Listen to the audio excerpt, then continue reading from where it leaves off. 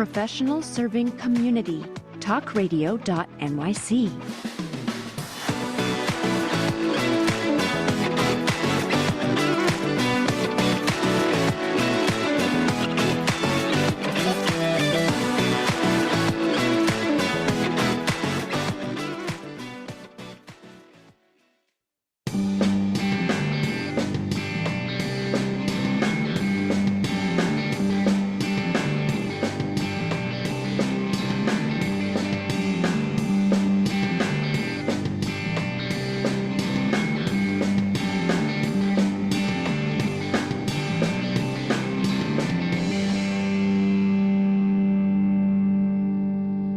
We're back. Your boy, the one and only, the kid, Tommy D, nonprofit sector connector. We're back, top of the house, just below the house.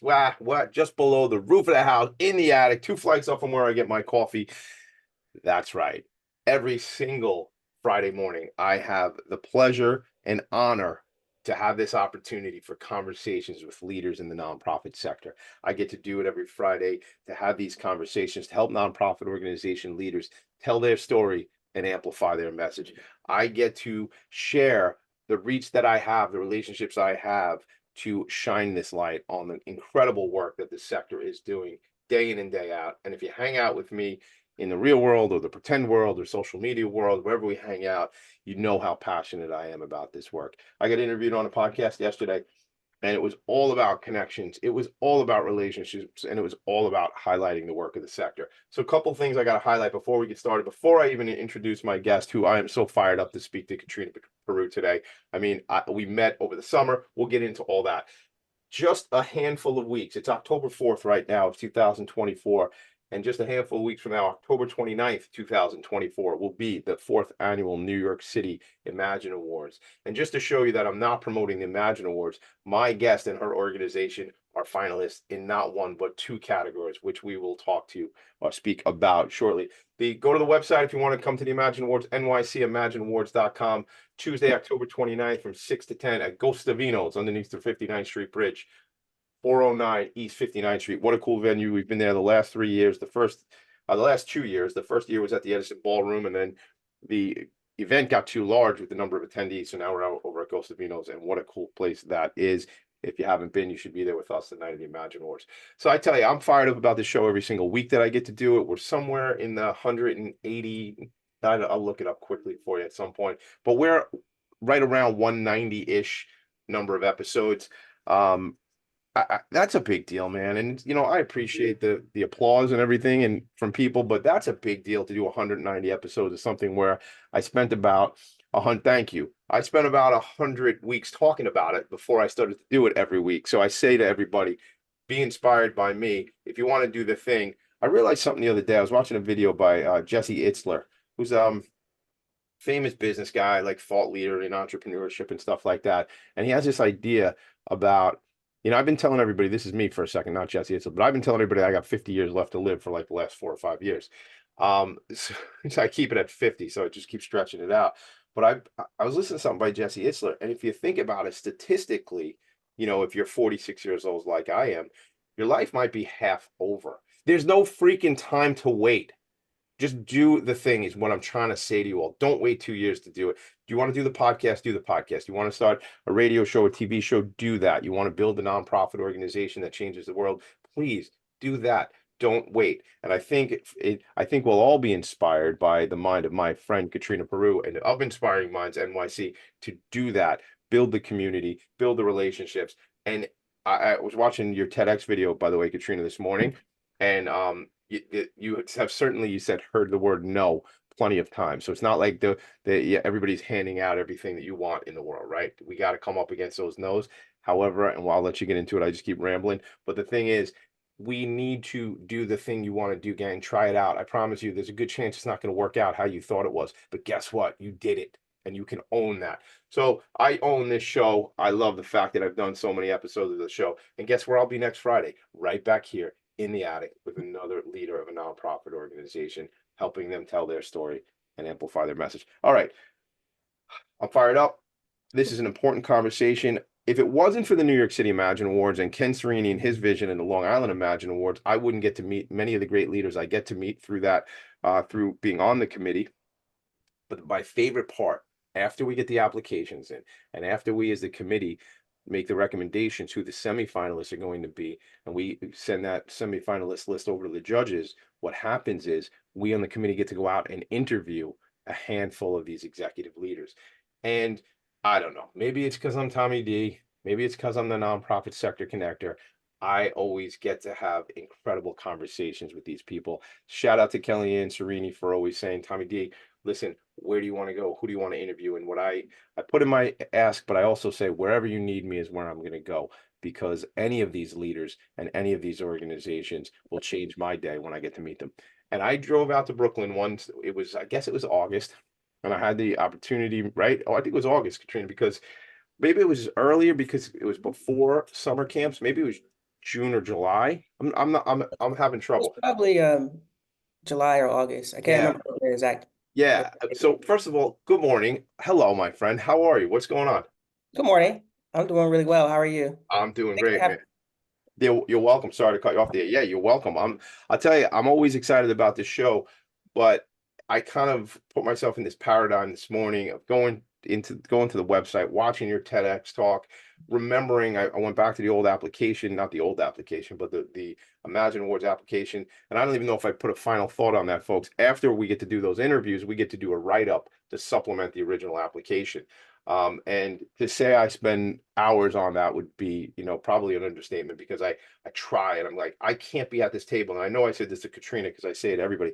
You and I can't be at the table with the judges, right? But how do we tell that story? So I try to take our conversation, turn that into a well-written essay to explain the importance. And I'm by no means taking the credit for it, but I am jazzed to be a part of the fact that there's you're finalists in two different categories in the New York City Imagine Awards. And I never know, because they wouldn't tell me. I never know who the winners are till the night of, like most people.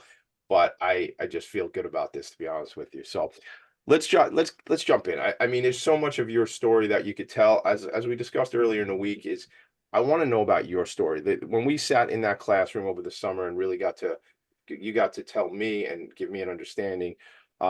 That's one part of the story, is you and your background. And then it's the story of what is this organization doing day in and day out, and how it's affecting the lives of young people, and literally transformative work. And that's, that word transformative, sometimes becomes cliche, but like this is legitimately transforming generations because of the work you all are doing. So it's a conversation with you and me. We're having a cup of coffee together. It's just a bunch of people listening and watching. So let's take it away. Let's start with your story, please, Katrina. Yeah, so again, thank you for having me on your show today. Yes, my name is Katrena Perou. I'm the executive director of a nonprofit called Inspiring Minds NYC that I started here in New York in 2019. I was born in Cleveland, Ohio, back in 1980. So it makes me 44 years old. And the biggest inspirations in my life are my parents. My father was a preacher. He actually just recently passed away in August. And my mother, was a stay-at-home mom. So she gave me a lot of the values that I have right now. She taught me how to be patient, how to love, how to care, and how to have faith that everything's going to be all right no matter what's going on. And both of them are very instrumental in what I'm doing today. But one of my biggest passions growing up was sports. As young as I could remember, I loved playing basketball. I used to. It's different now than how it was back in the day. Like right now, there's a lot of organized sport activities for little kids to play in. But when I was growing up, we were just playing in the streets. Yeah. Like latchkey kids. We would leave the house, go to someone's backyard, and just play basketball all day. And that ended up being one of my early passions, basketball and also art. Um, Art is a genetic trait that runs in my family. My mom and all her brothers and sisters are all artists. And I inherited that trait to be able to draw as well. So that was also another outlet and escape for me. And I remember maybe like eighth grade or ninth grade, my father told me that he didn't have money for me to go to college. But he also shared this proverb with me, Proverbs 18, verse 31. And he said, your gifts will make room for you and bring you in front of great men. And I was like, well, what does that mean? And he's just like, well, you're very talented. You can do a lot of things. You can play sports, you're an artist, I also played instruments. And he's like, if you invest in your skills and sharpen them and become really good at what you do, you can eventually earn a full scholarship to college. So right when he told me that, I locked in, all through high school. I never came home after school. I was on the basketball team, the track team, the cross country team. I was in the marching band. I was doing everything. And by the time I was a senior in high school, I had over 25 full scholarship offers. And 25, if I can interrupt 1 second, you had 25 full scholarship offers? full scholarship offers, most of them for basketball, a few for track. Uh-huh. And I ended up choosing Penn State University, and that's where I went on a full basketball scholarship for 4 years.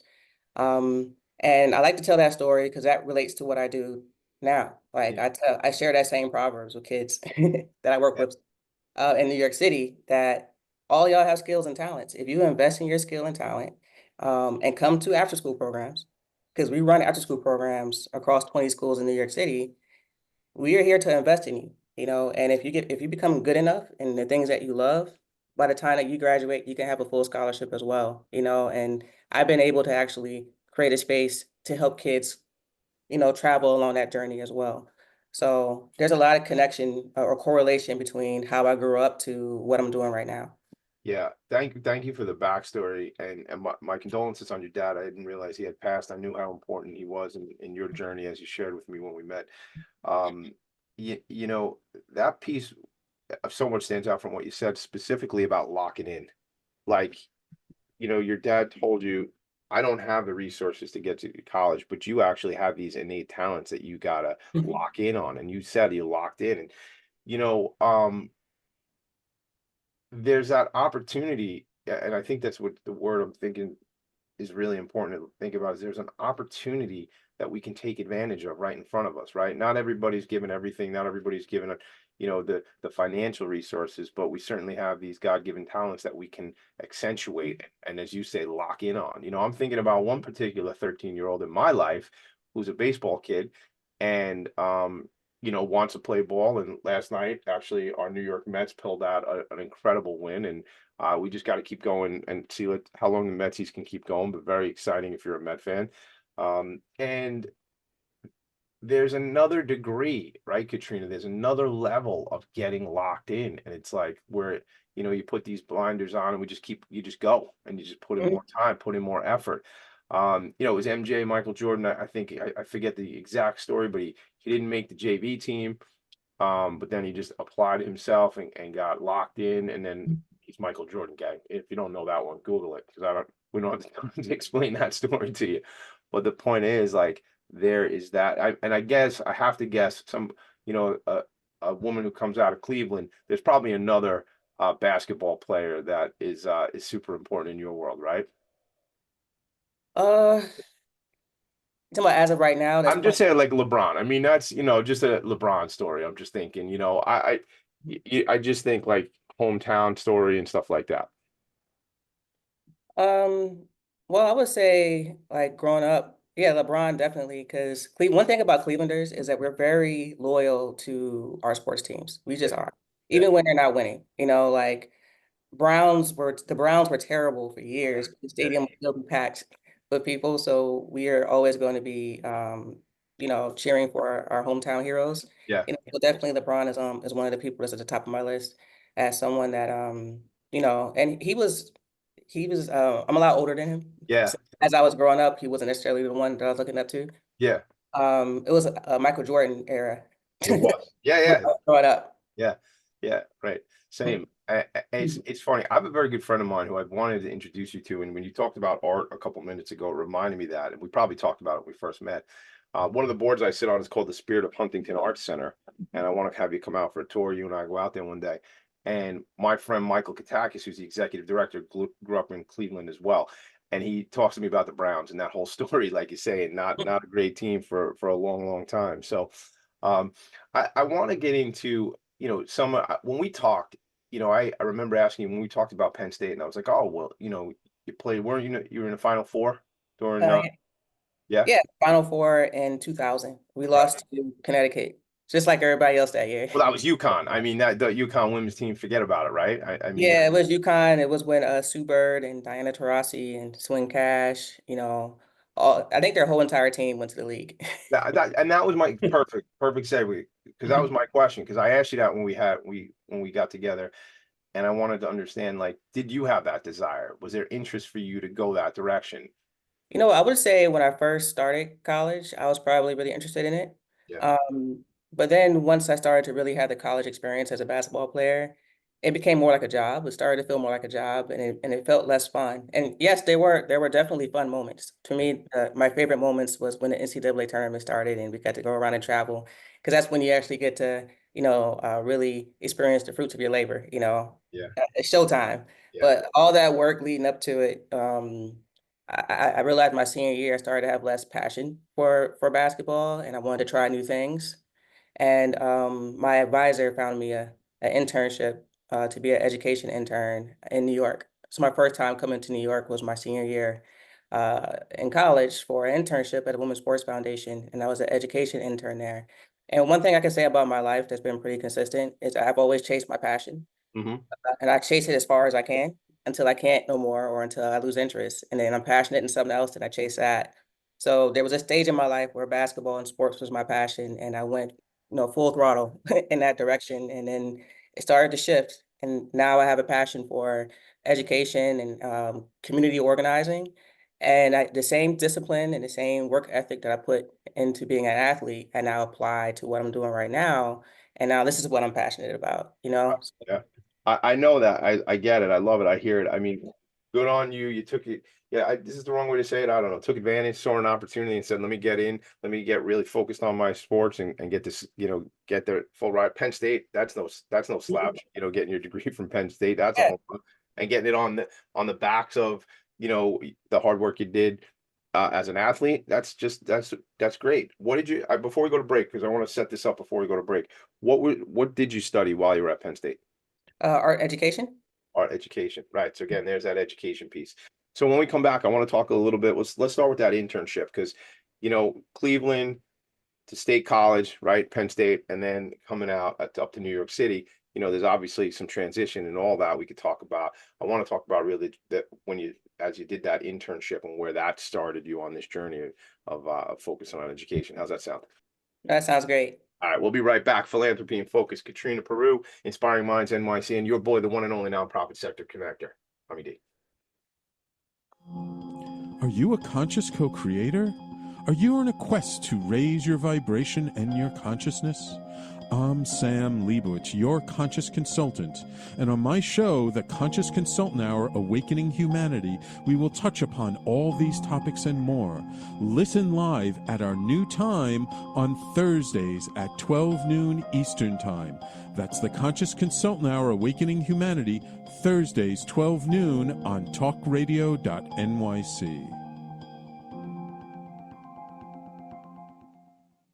Are you a high-achieving, growth-oriented leader? Are you interested in developing your authentic leadership while creating a healthy, inclusive workplace? Hi, I'm Dr. Mira Brancu, host of The Hard Skills on talkradio.nyc at 5 p.m. Eastern on Tuesdays, where we discuss how leaders develop the hard skills needed to make a greater impact. We interview experts, have live coaching, and tackle these challenges. Listen to The Hard Skills on Tuesday at 5 p.m. Eastern on talkradio.nyc. If you don't have your health, what do you really have? It's time to feel good in your body and shift from struggle to ease. Hi, I'm Elizabeth Tripp, your host of Nourish the Soul, where we explore the sacred wisdom of your body while you sit back, relax, and go on a journey of self-discovery. Join me every Tuesday at 6 p.m. Eastern Standard Time to awaken your heart, transform your well-being, and unlock a deeper understanding of yourself. You're listening to Talk Radio NYC. Uplift, educate, empower.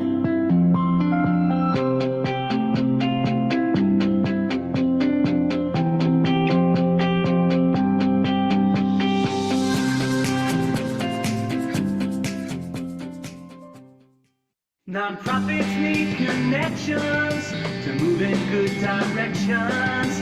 So cut through all the static Join Tommy in his attic. And we're back, everybody. We're back. The show is back. Tommy D is back. Katrena Perou is back here from Inspiring Minds NYC. So let's, Katrena, right before the break, we were talking about graduation happens and you get this internship to come up to New York City and start working in arts education as an intern, correct? Yes, correct. So let's take it from there. Let's hear about how that journey started. Yeah, so I needed to do an internship in order to graduate, and I originally was going to try to do something on campus, something local, because that was like the easiest route. And then they found me this internship at the Women's Sports Foundation in New York. And I read what the description was, and it seemed really interesting. So I applied, I got accepted, and that started my journey in New York. And I just remember being really nervous and kind of scared because I was used to my safety net at Penn State. You know, I had everything paid for, my dorm, my clothes, my food, like everything for 4 years. And now I'm going to New York State, New York. I've never been before. I don't have any friends or family there, but I felt like I was supposed to be here. I was like, you know what? I want to go and we're going to see where it goes.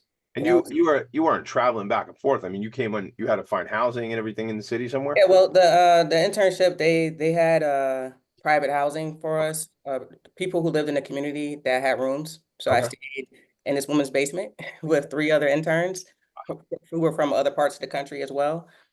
And it was a great experience. I got a chance to just kind of like venture out, meet new people. Um, they, I was supporting the education initiatives at the Women's Sports Foundation, and I created their National Women's Sports Day poster that went out all over the country. And I remember them telling me that I had to use photographs and put a collage of pictures on this poster. And I was like, I want to draw it. Like, please let me draw it. And they told me no. They was like, no, we always use photographs, so please use photographs. And the theme for that year was succeed in sports, lead in life. And I had a visual of what that could look like. And I was like, you know what? I'm going to go home, I'm going to sketch it, and then I'm going to bring it back and see what they say. So I went home and I did a rough sketch. And it was like the evolution of a girl starting off as a little girl playing a sport and then growing up playing different sports and then walking into a career. And I showed them the image and they actually loved it. And then they gave me the green light to illustrate the poster. So Oh, there's so no photos. no photos, and I illustrated their one and only. All the other posters they have every year is photographs, but the one illustrated poster is the one that I did back in 2003. Do you have a copy of it? Yeah, I do. I have You a do? copy. That's awesome. That's cool. Yeah. Is that framed? Because I think that's just that into itself. It goes back to something I said earlier, which I pulled out of your TEDx talk, which about no. Those folks told you no a couple times. I heard it right there. Yeah, I hear no a lot.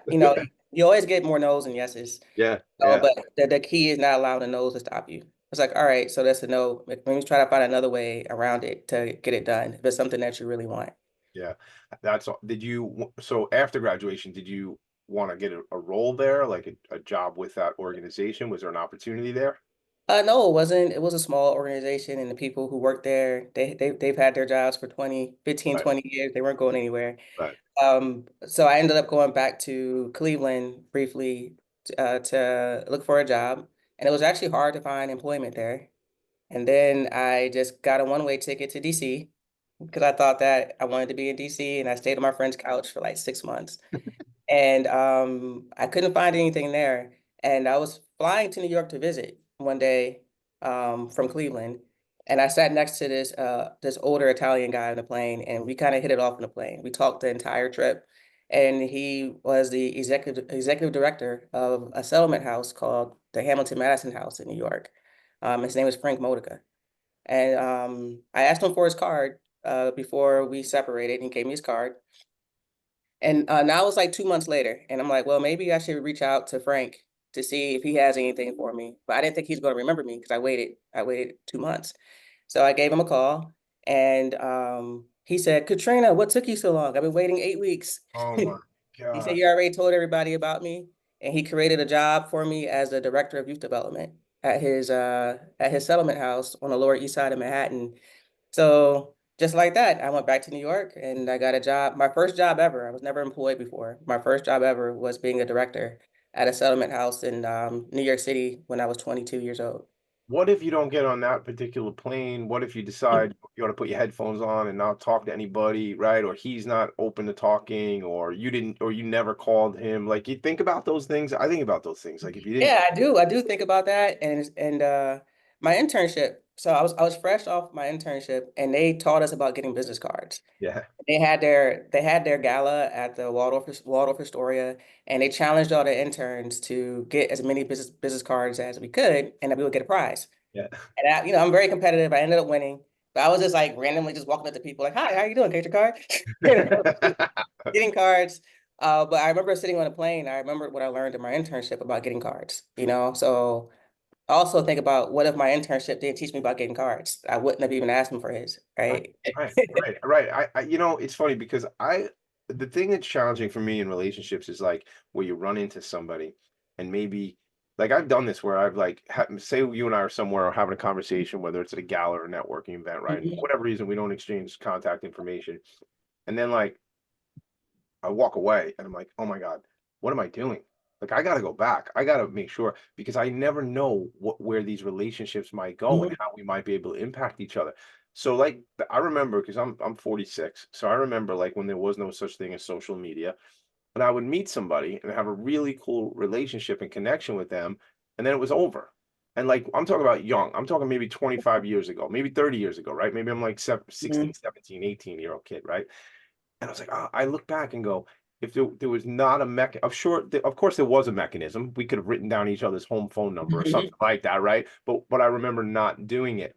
And I think about that a lot, like these lost opportunities. And I don't think about it from a selfish perspective, like, oh, I own an employee benefits agency and they could have been a client. No, man, that's like so transactional. I think about it like, what could we have possibly impacted each other's lives and the lives of all those other people we know? Because like when you and I meet, like I don't think it's just Katrina meets Tommy D and Tommy D meets Katrina, but it's those networks have the potential to collide, right? Like when I was watching the videos on your website and again the TEDx talk this morning, I was just thinking, man, we met in the summertime and I haven't really connected enough with Katrina to make an impact and bring her into my world and relationships and things like that. And that's something that I take very serious. So I go back to just the opportunities and gang, I guess what I'm saying is when you're out in the world amongst people, I always have business cards on me, mine, right? And I always am looking for opportunities. And when I meet a young person who's maybe in their 20s or in college or something, when I ask them, like they're still in college, and I say, "Do you have a LinkedIn page?" And they're like, "Yeah." I'm like, "Yes. Yes, man." And the ones who don't, I say, "Do me a favor, do you a favor. Make a LinkedIn page. Let's get something going, because there's not I was talking to one of my children and I was saying, "Listen, I think I might have you come out and do some camera work for me because it's difficult to do selfies all the time, like take pictures of myself, but if I had somebody else holding my phone, it would be easier." But I think of having my own kids when they're 17 and 18 years old to start a LinkedIn page. Obviously Instagram is a whole nother thing for young business people, but it's so important to build these networks. If you don't meet Frank Modica, what could happen? If you don't grab his card, right? If you decided, maybe he was just being nice to me, maybe he don't really want to help me out. None of these things happen, man. It's Brian Priolo says, "Wow, that's an amazing story. Fate is awesome. Checking it out on YouTube." Yeah, it is awesome. Things happen. I have a friend of mine who we collaborate on the networking group TNG, which is a national networking organization. His name's Michael Goldberg, and he always says peripherals wide. Like we don't know what's coming at us, and if you're open to, this is my stuff. If you're open to opportunities and you're ready to make that relationship, man, just you never know where it can go. I'm rambling, but I think it's important to tell these stories. So Frank has this gig for you, creates this opportunity. It was the Hamilton. Give me the name of the settlement house one more It's time. called the Hamilton Madison House. Hamilton Madison House, as in like Alexander Hamilton and James Madison, or You know what? I never really knew where they got the Hamilton Madison House name from. okay. But Yeah. this is an organization though. He went back and created. He said to his team, like, I found this young woman who is going to be great for us. Let's create a role. I'm just waiting for her to call me. That's the vision I have. Yeah. He I'm never glad. had my number. I only had his card, so he had no way of contacting me. Which is interesting to me too. So here's the other side of that, gang. Young people, uh, make a business card, have a business card, right? And be able to hand out your contact info, or with technology, just grab your phone, Mhm. flash each other on the LinkedIn thing. So, Mhm. all right, so you go down there. I can't believe it. We went on. We got to take another quick break. We come back from the break. I want to hear about Hamilton Madison House, what that first role was for you, because I know in watching you and speaking to you, there was certainly an evolution in what you saw, and certainly what you saw at the top of organizations and who was running these organizations that really informed a lot of decisions you made, right? And really, and that led to, I think, in a lot of ways, what Inspiring Minds NYC is all about. So when we come back, let's dive into that. We'll fast forward. I'll try to talk less and make you talk more. How's that sound? We'll be right back. Philanthropy and Focus. All right, thank you. Hey everybody, it's Tommy D, the nonprofit sector connector, coming at you from my attic. Each week here on talkradio.nyc, I host the program Philanthropy and Focus. Nonprofits impact us each and every day, and it's my focus to help them amplify their message and tell their story. Listen each week at 10 a.m. Eastern Standard Time until 11 a.m. Eastern Standard Time, right here on talkradio.nyc. Were you an essential worker during the pandemic? If you needed to learn stages of epilepsy, did you depend on advocates? Did you use new innovations to cope with mental and neurological issues? Maintaining high quality of life and keeping good mental health are what we all strive for. I'm Frank R. Harrison, host of Frank About Health, and each week top healthcare influencers, professionals, and innovators answer these questions and more. Stay tuned on Thursdays at 5 p.m. on talkradio.nyc, and I will continue to be frank about health with all of you. If you don't have your health, what do you really have? It's time to feel good in your body and shift from struggle to ease. Hi, I'm Elizabeth Tripp, your host of Nourish the Soul, where we explore the sacred wisdom of your body while you sit back, relax, and go on a journey of self-discovery. Join me every Tuesday at 6 p.m. Eastern Standard Time to awaken your heart, transform your well-being, and unlock a deeper understanding of yourself. You're listening to Talk Radio NYC at www.talkradio.nyc. Now broadcasting 24 hours a day.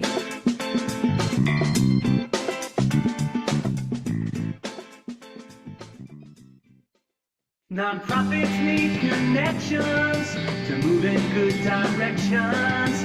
So cut through all the static. Join Tommy in his attic. We're back. I'm actually sharing, if you're watching the video, and the website for the Imagine Awards, New York City Imagine Awards, New York City, or rather NYC ImagineAwards.com. I'm showing all the finalists. And it makes me think, here's one of my clients, actually, Venture House. I'm going to their gala in New York City on the 10th of this week, which is National Mental Health Day. And then this week on the 8th, I'll be at the gala for Transitional Services for New York, TSINY. It is certainly gala season in the nonprofit sector. But check out the website, NYCImagineAwards.com. And then you'll see, as I'm showing right now, the Innovation Award, Inspiring Minds NYC. And my guest is a finalist in the Leadership Excellence category for the New York City Imagine Awards, Katrena, Perou, Executive Director, Founder, New York City, Inspiring Minds, New York City.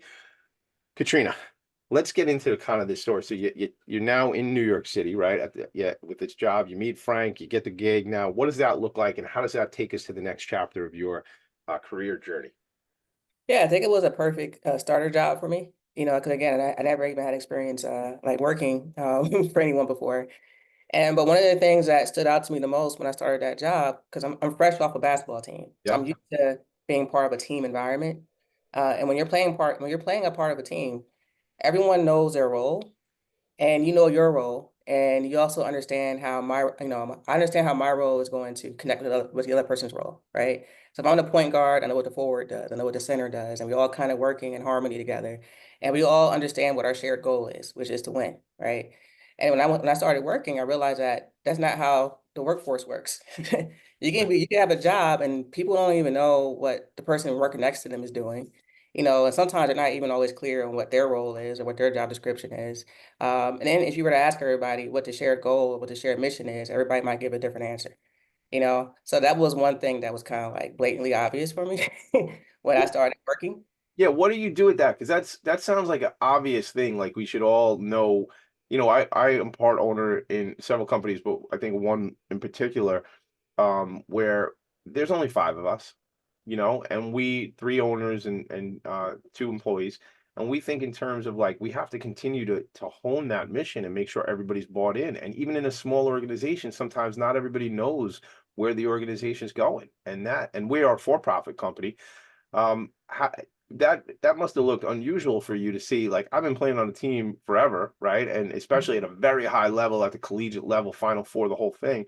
When you walk into a business and it sounds like it wasn't going in that direction where everybody didn't know their role. So, what did you think about that?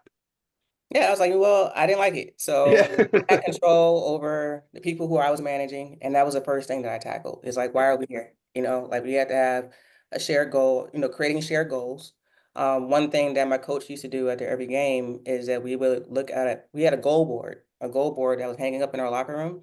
And it was like 20 goals on there. And after every game, we would look and get it, we'll look at our goals and see if we reached our goals after each game. And we'll get a sticker. Like, we might get a sticker for no one scored over 20 points. We'll get a sticker on the board. We'll get a sticker for, the amount of rebounds that we got. And it was just, and then if we were to get all of our stickers, we would get like new sweatsuits or there's some kind of incentive for it, Yeah. right? And we rarely got all 20, but it was something that but we all knew what our goals were. So I ended up creating a goal board for my organization. I was like, these are our goals and hung up on the wall, and it's like, and we would measure them. When we had our team meetings, it's like, how did we do with attendance? We didn't get it? All right. But it kind of makes you be intentional with talking about on a regular basis things that are important to you and your organization and being able to troubleshoot. Like, all right, well, we fell short. What do we need to adjust? Or maybe this goal is unreachable and we need to change the goal, but it keeps everybody on the same page as it relates to what we're working towards. And also everyone's role is different. With your job, how do you contribute to us reaching this goal? Mhm. What you do is very important, in order for us to get there. So I also make sure everybody was very clear on what their roles were. Not everybody had a job description. So I made job descriptions for everyone, and I found a really fun way for everybody to share their roles with each other in the team meeting where we knew where everyone presented, this is what I do, this is what you go to me for, but you'll be surprised, not just at that organization, a lot of organizations, people might not always know like what that person on their team is doing and how they could be a resource to you. So I wanted to make sure that everybody knew who everybody was, what they do, and how they could be a resource to you, and how it all ties to our overarching shared goals as a program department. You ever hear the story about the man who was mopping floors at NASA, and like he was out one night and somebody asked him like, what do you do? And he's like, I'm helping us get to the moon. He didn't say I'm a janitor. He didn't say I mop floors. And no disrespect to people who do that work. I Mhm. don't mean it that way. But the point is, the man was part of the larger vision, the larger mission, right? Mhm. So I guess as it relates to our sector, whether it's somebody in the development department, whether it's somebody in programs department, whether it is the ED, the CEO of the organization, you know, we all can be internal resources to each other from that internal networking perspective. And what do we do and how do we help, and how Yep. can we be part of that? We're all gonna go we're going in the same direction. So how do we work together to best utilize each other, right? Yes, exactly. Yeah. And sometimes I would even end my team meetings with a huddle. We all put our hands in the middle. Yeah, why not? Say something, Why you know. not? Because that's fun, man. On Yeah, it was three, right? fun. It was fun. We had chants too. We used to make chants. Yeah, Because even being an athlete, we had chants that we would say before games to get excited and to get hype and to get sure. ready. No And kidding. when I would run my after school programs every Friday, it was like chant Friday. Yeah. All the kids and all the staff will get in the cafeteria, and we had like these little fun, corny, stupid chants we would say, but Yeah. it would raise the vibration in the room, Of course and it all does. the kids would be like, "Yeah!" But because it's energetic, man, it's real. Yeah. That's not just like silly stuff to do. It like fires up. It's a state change. I think of a guy like Tony Robbins, like incantations and things like that, and changing state, and that's what it does, man. It's for real. I want to move this conversation to a point where you start to take on some leadership in other organizations in your career and things that you've kind of opened your eyes to things you saw. Yeah, so I did take a little bit of a break after I left Hamilton Madison House because I had my son, Quincy Perou, who's actually now in college. But I stayed home. I was a stay-at-home mom for a few years. Mhm. And that was an interesting time for me because I started to try out new things. Because being at home with a child was really hard for me at first because I was always used to being out and about. Sure. Now I'm like still. So I Mhm. had to have a project as I'm raising my son. And my ex-husband at the time, my husband at the time, he was working in orthopedic surgery. And he's Haitian. And Uh-huh. he went to Haiti when the earthquakes happened, to support on a medical mission. Sure. And when he came back, he was just like really distraught, like, man, I don't feel like I scratched the surface over there. It was so bad. And I had just went to this community school practicum at Columbia University. I went to this workshop there, and there's this initiative in New York City called Community Schools, where schools get holistic support, both medical and social emotional support, where everything a kid needs is in one building. And I remember going to a site visit at one of those schools, and I was inspired by all these resources these schools had.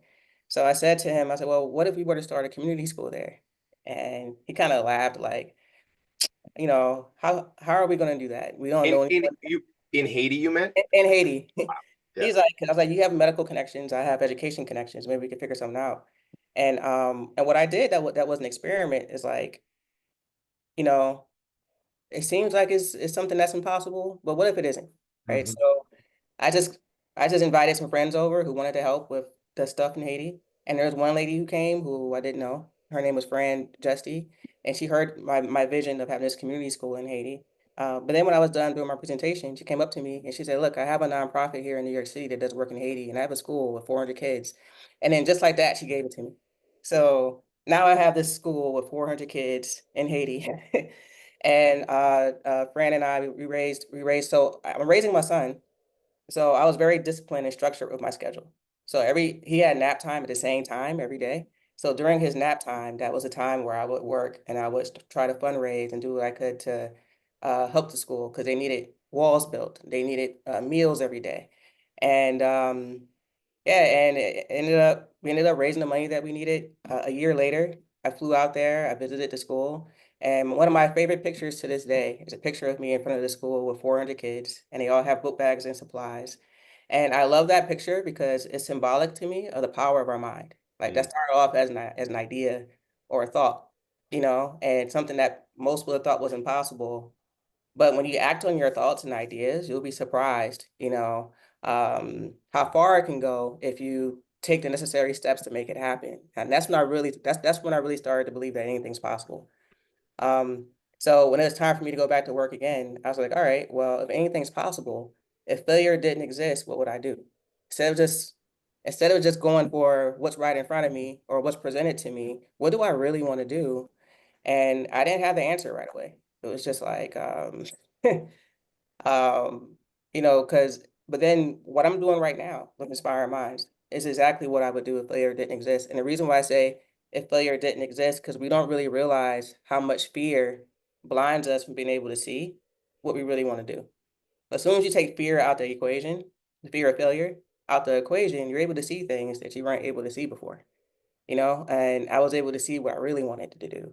And a lot of times people are afraid to go for that. But my thing is like, go for that, if that's what you really want, then start taking the steps to do those things. That's probably what your real purpose is in life. If failure didn't exist, what would I do, gang? Take that one away, man. Katrena, what an inspirational story. That's why the organization is called Inspiring Minds, right? And that's what you do.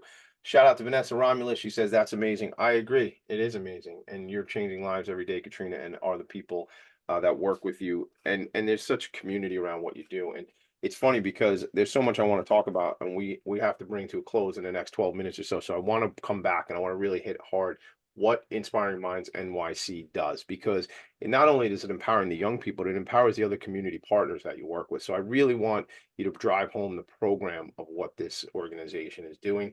Maybe we can get into that Chalkbeat article, which you shared with me a couple months back, because that was talk about bold leadership.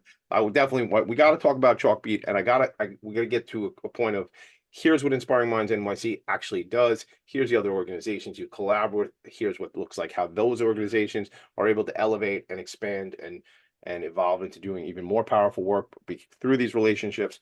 So when we come back, let's talk community. Let's talk the future of this organization. And I'm fired up to be with you on October 29th at the New York City Imagine Awards. And I don't know, I feel good vibes. Let's take a quick break. We'll be right back. All right, thank you. Are you a high-achieving, growth-oriented leader? Are you interested in developing your authentic leadership while creating a healthy, inclusive workplace? Hi, I'm Dr. Mira Broncu, host of The Hard Skills on talkradio.nyc at 5 p.m. Eastern on Tuesdays, where we discuss how leaders develop the hard skills needed to make a greater impact. We interview experts, have live coaching, and tackle these challenges. Listen to The Hard Skills on Tuesday at 5 p.m. Eastern on talkradio.nyc. Hey everybody, it's Tommy D, the nonprofit sector connector, coming at you from my attic. Each week here on talkradio.nyc, I host the program Philanthropy and Focus. Nonprofits impact us each and every day, and it's my focus to help them amplify their message and tell their story. Listen each week at 10 a.m. Eastern Standard Time until 11 a.m. Eastern Standard Time, right here on talkradio.nyc. Are you a conscious co-creator? Are you on a quest to raise your vibration and your consciousness? I'm Sam Leibowitz, your conscious consultant, and on my show, The Conscious Consultant Hour, Awakening Humanity, we will touch upon all these topics and more. Listen live at our new time on Thursdays at 12 noon Eastern Time. That's The Conscious Consultant Hour, Awakening Humanity, Thursdays 12 noon on talkradio.nyc. You're listening to Talk Radio NYC at www.talkradio.nyc. Now broadcasting 24 hours a day.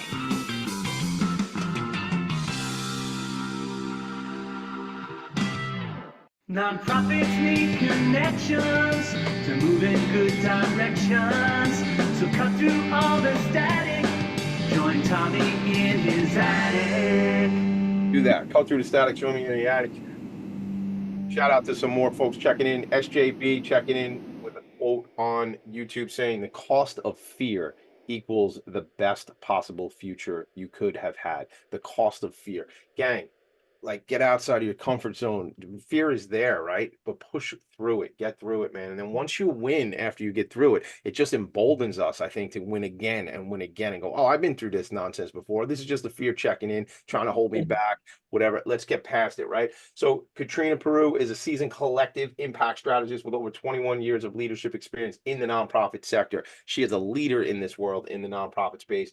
I want to just read, we didn't get into this earlier, but I want people to understand some of your backstory too. Director of Groundwork, Inc., CAMBA. You were at CAMBA, Chief Program Officer at Urban Arts Partnership, and obviously the founding executive director of the organization we've been talking about this morning. Also the WABA, the Women's American Basketball Association, showing up with some love and just saying we appreciate their thought-provoking conversation. These must be a lot of your folks making moves with Mariano, saying let's go, and with some fire. So I'm digging it. We're really blowing up today on the YouTube, so that's fun. That's definitely, I love YouTube myself, man. I learned so much from being in the world of YouTube. All right, Katrena, let's get into it. What is Inspiring Minds NYC? Like, what does it look like? I've been in a room with you. I've seen, your vision, but I want people to understand it. Inspiring Minds, we partner, we empower youth to confront critical community issues through culturally responsive educational programs. We partner with about 20 schools in New York City to provide leadership development programs during the school day, arts-based programs during after school, and all of our programs culminate with a Shark Tank, which provides an opportunity for our young people to receive seed funding and technical assistance for businesses that address issues in our community. So some of the things that came out of when we met, there's other organizations that you empower, like that come in and do the program work for you. So when you set out on this road, you made sure that you had somebody to lead the women's program, but it wasn't like, I'm going to do the program. It was like, let me find organizations that have this type of program. Can you speak to that model? I received my first grant in 2019 from the William Keenan Charitable Trust. And the model that I wanted to create was a collective impact model where I can partner with other organizations in the community to serve our students. And there are already a lot of small Black-owned organizations in Bedford-Stuyvesant that were doing amazing work, but they didn't really have the resources to really do it, like maybe at a higher level. So when I received the funding, I sat down 3 of them and I said, hey, let's work together. Brian Favors, who was running Breaking the Cycle consulting services, he's a mastermind when it comes to rites of passage programs for boys and girls and culturally responsive teaching. So I said, hey, why don't you run that part of the organization? And there's another a good friend of mine named Nakiba, and she runs an organization called YAX. And she created my civic engagement program, and she actually piloted the program for me for the first year. And the third person I sat down with was Lindsay Fauntleroy, who runs an organization called the Spirit Seed, and she focuses more on wellness, on health and wellness. And I said, look, we can create one leadership model where the kids go through all three programs to develop leadership skills in a way that feels holistic. So I believe that, when it comes to leadership, you can't lead if you don't understand who you are and where you came from. So that's where Brian Favors came in with the Rites of Passage program and for kids learning their true history. I also believe that you can't lead if you don't understand how to take care of yourself. How can you take care of others if you're not taking care of your own, wellness? And that was something that I wish that I would have got more of as a leader, as far as development, because no one really talks about that when it comes to leadership development. But leaders burn out. Yeah, which part? The wellness part? Like The wellness part is right like on. you want to burn out, taking care of other people, and like a lot of civil rights leaders, activists had mental health issues in their latter years because it was stressful, and Sure. maybe they didn't have the tools to take care of themselves in that kind of way. I want to just say one quick thing on that. Sorry to interrupt you, but that mental health conversation, I want to revisit that with you another day, another time, because I'm very focused on ending the stigma around the conversation about mental health and mental illness. Yes, We I would love need to talk to to you about continue. that. Yeah, because I got Mhm. t-shirts made up. We're doing a whole thing. I'm gonna have a whole campaign on that. So I want to come back to that with you at another time. But Okay. please continue with Inspiring Yeah, Minds. so kids will cycle through that program, and then the third program they will cycle through was our civic engagement program. Because I also believe that you can't lead if you don't know how to activate your power in your community. So the first two programs are more about inner development, and the third program is more about external leadership and how you're activating it. So our kids actually cycled through all three programs, and it felt like one organization. Even though they were interfacing with three different organizations, they went through a holistic experience and we worked lock and step. Again, we had shared goals. We met on a regular basis, and everybody knew what their role was in the process. And we all had our own superpowers. My superpower was doing the events. We had youth conferences that culminated what we did at the end of each semester. Um, Engaging the community. So I helped the kids create all these social media campaigns that had to deal with social issues at that time, and also just being an architect and figuring out how we're all going to work together. So again, two of them ended up transitioning out because they had their own organizations. But what they did was they helped create the model, and they helped me to train other people to then run those programs as they went on to continue to do their own thing. And Brian Favors, he actually ended up becoming one of my staff members. He's my director of education. And he ended up moving his contracts from his organization under Inspire Minds, so it ended up being a merger. And then we interface with so many other local organizations for one-off projects, or sometimes at one school, a school might want something that I don't do. But I know someone in the community who does it, so I would just bring them in. And it ends up being an ecosystem of organizations cycling in and out from the community to serve our kids. And it doesn't feel like 20 different organizations. It feels like one shared experience that kids are having. I love that, and I'm just as I'm hearing you talk, the team environment again is coming up for me. The fact that you got these shared goals and so much to learn from the work you're doing. I think you and I need to do just like another interview like on how organizations can adopt the model that you've used. Not even if they're doing the same or similar work, but just from a structural perspective as to shared goals, team, know who's on the team, who does what, who am I passing the ball to, figuratively, or sometimes literally, but depending on the organization. But that I want to talk to you more about. There was a story you told me where a young woman had her model around civic engagement or something like that, and you like empowered her and were like, well, why don't, and she was like a student, right? Like at the time. Yeah. And there's a lot of those stories, I think, where like the student has the answer and you're like, all right, so let's run with it, or let me help you get like. So tell me the one about the young woman. Then there was a gentleman who wanted to get contracts for his program that I think he created as he was coming up through the Inspiring Minds NYC work, and you helped him. I'm sure he's just an example of many others you've helped. how to go and get government, city contracts with the schools. So I guess start with that young woman whom I'm referring to. Her name, I don't remember right now. Yeah, her name is Kylie Richardson. And as I mentioned a little bit earlier, we culminate our year with running Shark Tanks. So Yeah. every year I give seed funding to about 8 to 10 high school kids to create programs that address issues in our community. And Kylie Richardson was one of those students. She was very, very passionate about politics. And I give them a purpose equation. The purpose equation is, what are you passionate about? Plus, what are you good at? Plus a problem you want to solve. And then when you combine all three of those things together, it points you to a purpose and also your own business. So Kylie was passionate about politics. She had the ability to teach and engage her peers. And the problem she wanted to solve was a disconnect that teens have when it comes to politics in her community, because it's not really communicated to them in a way where it's culturally responsive. So she created this program called Chuck's Roundtable to do just that, to solve that problem. And it was amazing. Like, there's kids who normally wouldn't be interested in politics, and that became their favorite program. She just made it fun. They were debating, they were doing role play, they were learning, and I was like, you know what, this is better than our civic engagement program. Let's just adopt Kylie's program. Right on. And it's still her intellectual property. We helped her get her LLC, and that program expanded across 6 to 8 schools in New York City. And same for the other students. The young man you just brought up, his name is Arnold Ludd. He created a program called Gloves Up, Guns Down to address gun violence in our community. And since that time, he's been in about 8 to 10 schools. He got a chance to meet the mayor. He's gotten all kinds of contracts. He's featured on the news on a regular basis.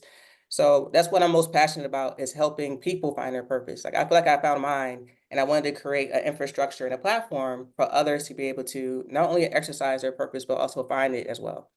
I can't say how happy I am that I got the opportunity to meet you, and certainly this is just the beginning of a dialogue that I'd like to have with you for a long time, because can you just give me the purpose equation one more time?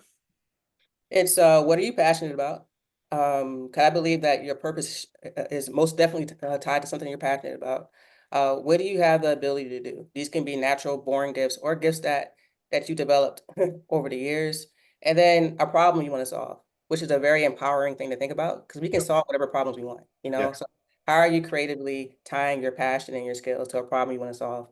And when you combine all three of those things, it will actually point you to the direction of what your purpose in life may be. And it could also be your own business.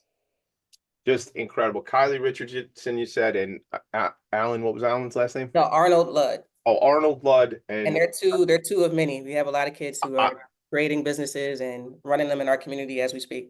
I wonder if we could play a cool game one day where we just bring on a bunch of these young people who've been super successful and interview them and help them tell their stories too. They would love that. Yeah, let's make it happen. I mean, maybe we'll do that in one of my lives where I'm going to bring a film crew out, and maybe we'll do a whole day of something like that. Could be fun.